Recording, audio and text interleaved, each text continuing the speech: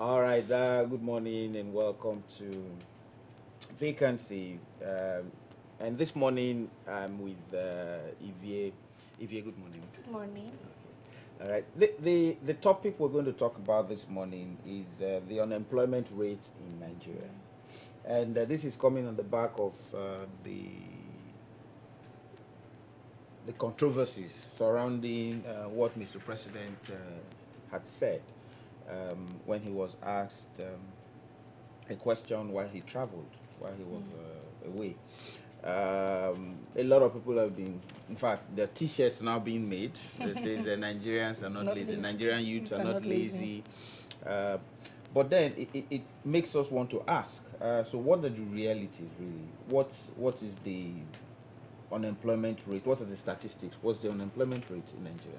Okay, so it's been an increase between 2016 to 2017. So Okay. as at third quarter 2017, we saw that unemployment had increased to about 18.8% from Okay. 14.2 thereabout percent. Okay. Now that tells us that there's a real issue. Okay. While I understand that the president had to comment on Okay. whatever he had to comment on, I don't think our problem is the laziness of Nigerian youths. The question is, what opportunities do we have for the Nigerian youths? Okay. That, for me, is what we should tackle today. All right.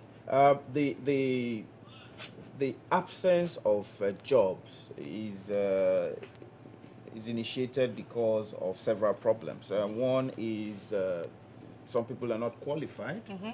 The other is that some don't even have the skill set to apply for certain jobs. Exactly. Then you have companies that are folding up because of either the cost of running Running the such business, this thing. exactly. For instance, Michelin has left Nigeria, Dunlop has left Nigeria, and a lot of other companies have folded up as well.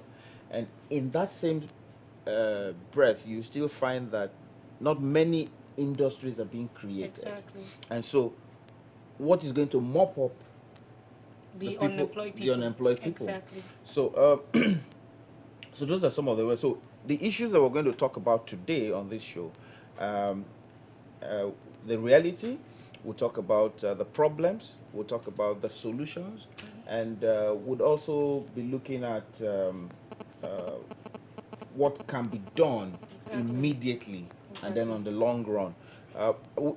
We'll entertain phone calls from, and then by the way, the people are still striking. The joint health workers, they're still on strike. So we need to mention that. You'll be wondering that I'm not wearing a suit today. I'm dressed like a Libra. I'm dressed like a Libra. Maybe some other days I'll come like a doctor or a lawyer or something, but we'll be representing professions. I grew up seeing these outfits on people in the oil sector in Warri. They were working with Wheelbros, they were working with Gulf Petroleum, that later became Shell.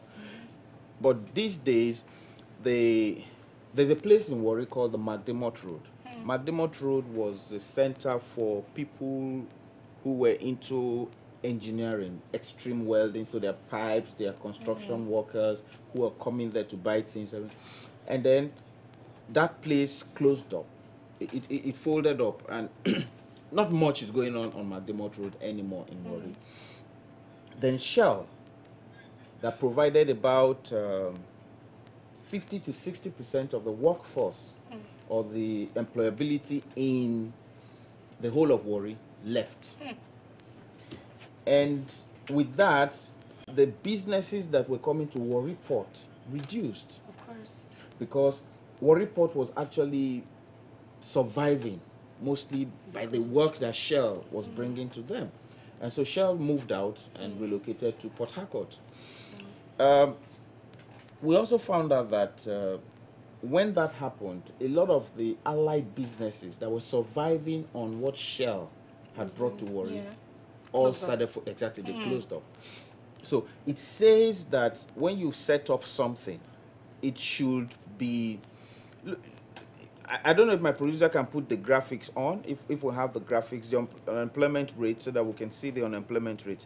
This is how it has risen. Wow. It is started climbing from like 10 years ago, and continued on a rise There wasn't even a decline at some There point. was no decline. It was just on a rise.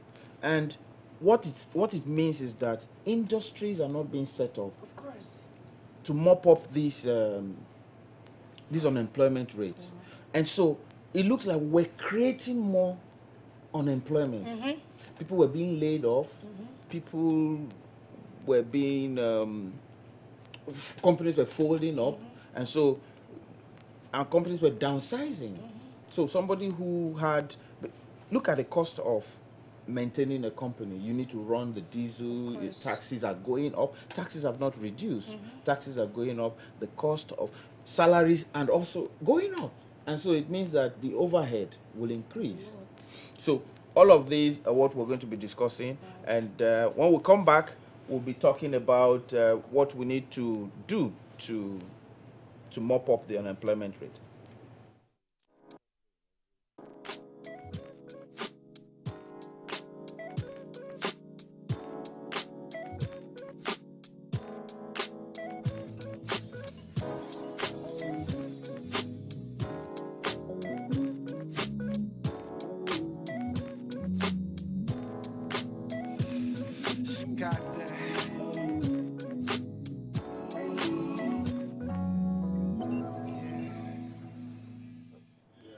All right, you're welcome back. So now we want to talk about the problem. I'll first just do the problems and then we'll come to what needs to be done. The problem now is that because people are not employed, crime has increased. Of course. Families are breaking up because the families can't be taken care of by the provision. Exactly. Then you now have dropouts. The number of people who are dropping out of school because their education can be funded is in the increase. But interestingly, the numbers of churches are increasing in great numbers to the point that there's hardly a street. Sometimes the places where the businesses fold up are taken over by churches. So you have a warehouse that was into production of plastics and PET bottles and all of that. It folds up and it becomes a church. So one is beginning to ask, is it that we're now getting more into religion than into productivity? All right? There's hardly anything now of worth that is not imported. Everything is now imported. And so importation is also creating unemployment. All of these are the problems that we're dealing with. So what needs to be done?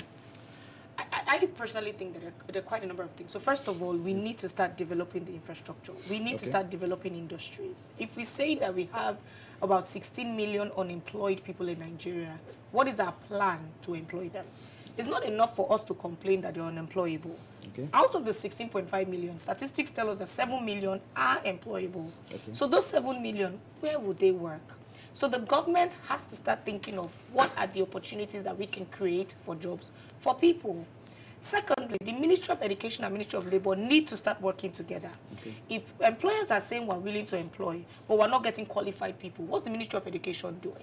What is Ministry of Labor asking the Ministry of Education to do? Because we can keep complaining, but if we don't solve these issues, we'll get to 20% by the end of 2018. So for me, let's focus on creating opportunities and certain industries. Like in agric. There's so much opportunity. So the potentials are huge, especially if we go into mechanized farming. Exactly. Kaduna State has taken the gauntlet. They've moved on. Kaduna State has. Can we have a picture of the feed mill that Kaduna State built? The feed mill is going to employ close to 300 to 400 people. Wow. And those 300 to 400 people are people who will be working in the factory. And because you have this kind of factory in Kaduna, it means that other businesses and the area where you set this up will now be developed. Of course. There'll be drivers who will be coming there to pick up goods and take to other parts of it. So, and then you have pump stations, because if these drivers are coming, then it means that more diesel will be sold. Exactly. And I don't think that place has its own power generation, and so it means that more electricity will be consumed. So there are numerous opportunities really beyond the feed mill. Restaurants. Yes. Restaurants, because the workers will have to eat, Of so course. more food will be consumed in that place. Insurance companies will benefit as well. Of course. The pension scheme will be boosted. Of course. Because all of those people... Exactly. And which is the problem that I have. Now, let's have a picture of the stadium in Akwa Ibom. Now, I've told somebody, I said, one thing is policies also affect how this unemployment is dealt with. Now, this is a stadium that was built in Akwa Ibom. I'm looking now at the stadium and I'm thinking, how many people would this place employ on a regular? How many of them will earn a daily allowance from this stadium? It is beautiful, fine. Yeah.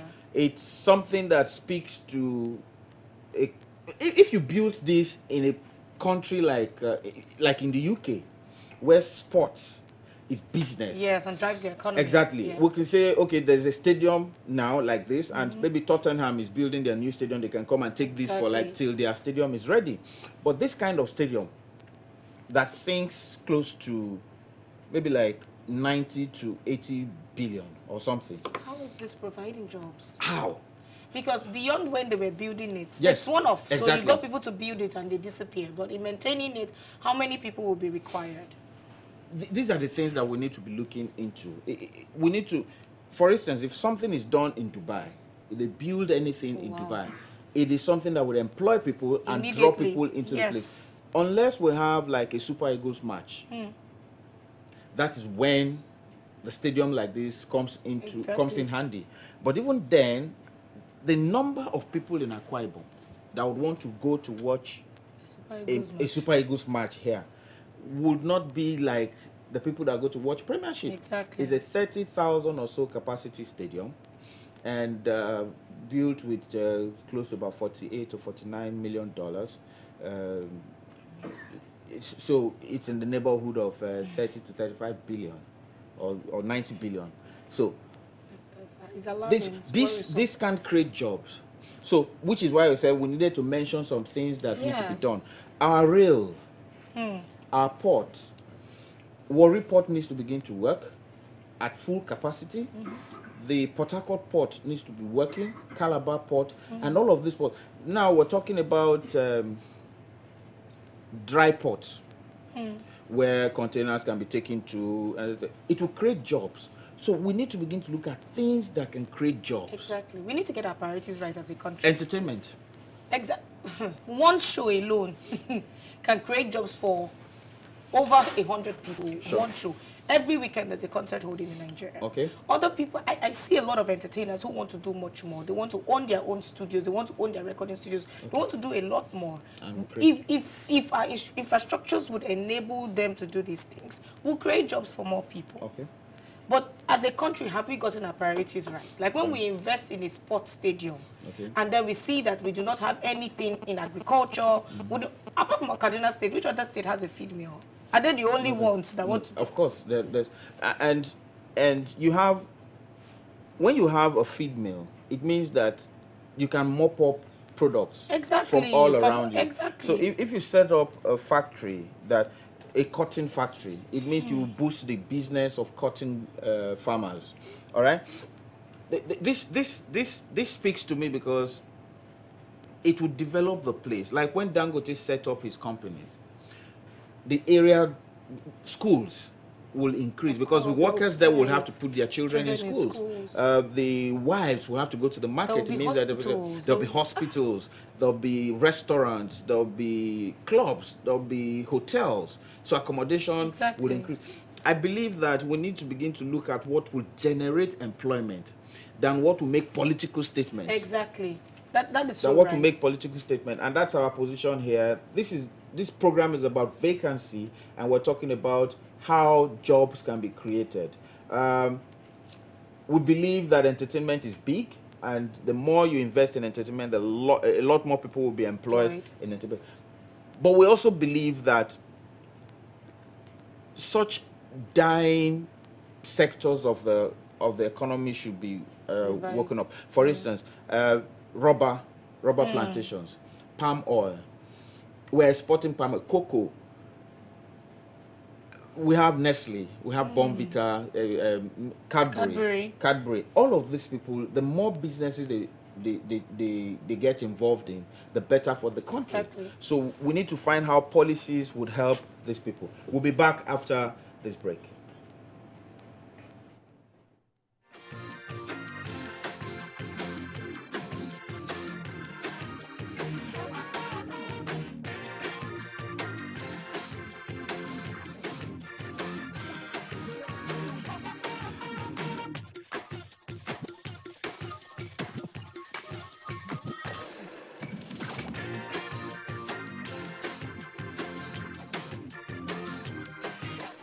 All right, so we're not going to take calls so that we can hear from our listeners, our viewers who are at home. What your take is on the unemployment rate that is this high, 18.8% in 2017, and with how things are going, I'm sure by 2019 we probably will hit about 20%. That would be very sad, extremely, because it just means that the amount of work is going to increase. So the way we are seeing an increase between 14% to 18%, can we also see an increase in the new companies that are being created, the new industries that are being invested in? It's not enough for us to keep complaining. I stand on the side of the employers and the employees. Yes, we do not have some unemployable people, but we still do not have jobs for these people. Okay, we have a caller from Benin, IB from Benin. Hello. Yeah, good morning, sir. Good morning, my brother. The issue I really discovered here in Benin is the problem of light. Okay, electricity. We don't normally have light 24 hours, so the cost of running diesels and fuel is too much. So industry cannot set up a business where there is no full power supply in the day. Okay. Just say, for example, in our domain, we cannot have light up to 6 hours. So if one gets light for 3 hours and maybe 3 hours no light, there will not be production, as in like when we are using light every day. The cost of running the business will be. All right then, thank you so much. So it's one of the biggest problems that employers and factories and all of them have is electricity. So they generate the electricity. So we can argue that it eats into the profit of course. So they cannot employ as many people as they would require or they would like to. Okay. So this is just a chain reaction. The government isn't providing jobs. The private partners or private sector who will say, okay, let's provide jobs. You don't give them enough infrastructure to be able to run their company. Okay. So that way, you see a company that ideally should probably have 4 different employees would employ only 1 person to do 4 people's jobs. Because that's the only way they can save costs. So we all have to come on board to see what can we really do to solve this problem. It's not enough to complain. See, there's another consequence that people are not looking at. It is that because these people are not employed, it's easy for people who don't mean well to use them. Of course. Like we found that, yes, exactly. Lately, the people who were throwing stones at the police in Abuja, where did all these people come from? If they had a job, they will not be available. They won't be on the street. That is so true. So an idle mind is a devil's workshop, is a common saying. And we believe that, like the caller from Benin has said, electricity is eating into their profit and is stopping them from doing as much more as they would have loved to do. We, like, banking is, do you know, a lot of banks have laid off workers as well. Of course. Because they, you know, Bismarck Rwane predicted this would happen, especially when the monies were moved. When the monies were moved from all the government money was moved. We have a caller from Benin. Hello. Hello, I'm hearing you. Okay, how are you, sir? Are you hearing me? Yeah, we can hear you, sir. It's okay. You are talking of employment. Okay. It's of employment. We have to do with both urban and rural areas. Okay. Okay. Because some people are in rural area where they don't have facilities. They want to be working, they want to be investing, but they don't have the means of resource. For instance, organizer and beginning cannot be compared with organizer and method or other people. Now, if you want to shift people go to rural areas, you must make it available for them. So from here, I'm going to look, even there is no much of work in the urban area, you want people to go to rural areas to go and work. But by the time they now compare the urban and join, they are not going to stay in the rural area. Then, if somebody wants to go and make farm, want to stay a week or a month, because of social media, people to go over. Let me give you an instance. From the way I went to my primary school in Village, 1980, I now took one of my sons. Then I want to go and show him my whole primary school.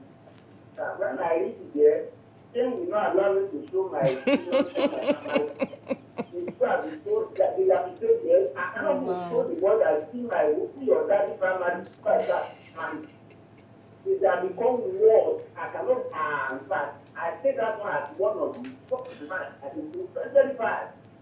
So the lecture man has this only classroom by the roadside.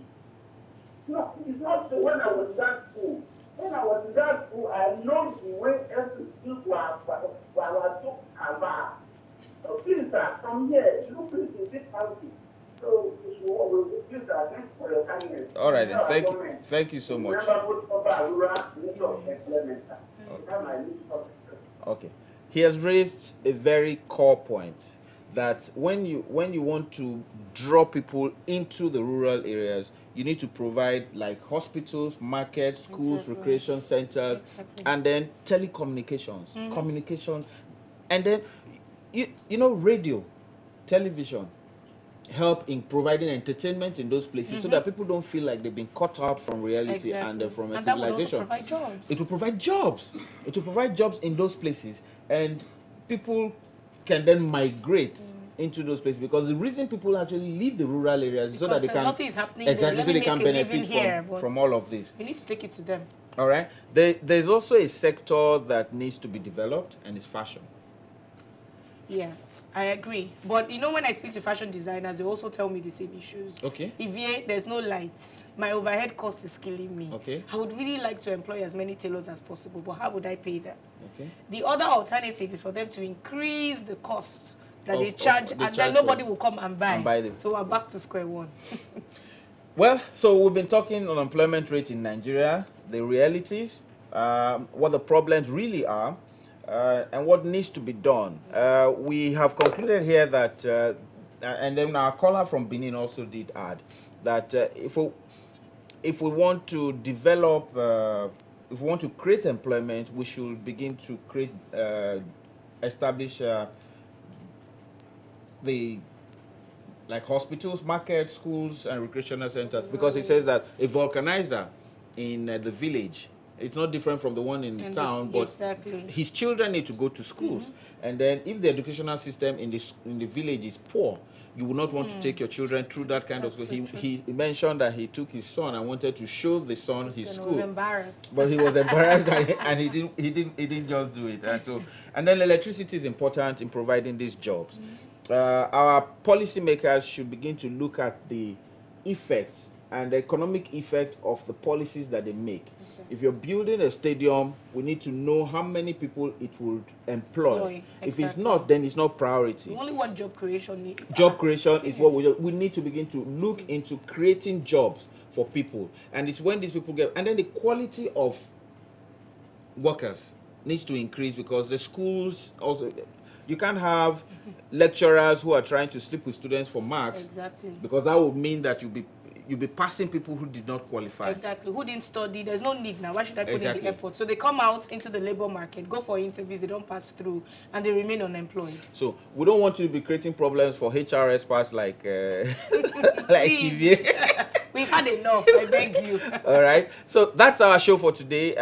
You can visit us on Instagram. What's your Instagram account? So my Instagram handle is Iviecic, that is IVIECHIC. Okay, and you can leave messages with her. And then Vacancy with Alibaba is also on Instagram at Vacancy with Alibaba, and vacancy with Alibaba at gmail.com. Please keep sending those CVs to us. We pass them on to people who want to employ people like you. Thank you so much for the program, for watching the program. We believe that the unemployment rate will change when our policies begin to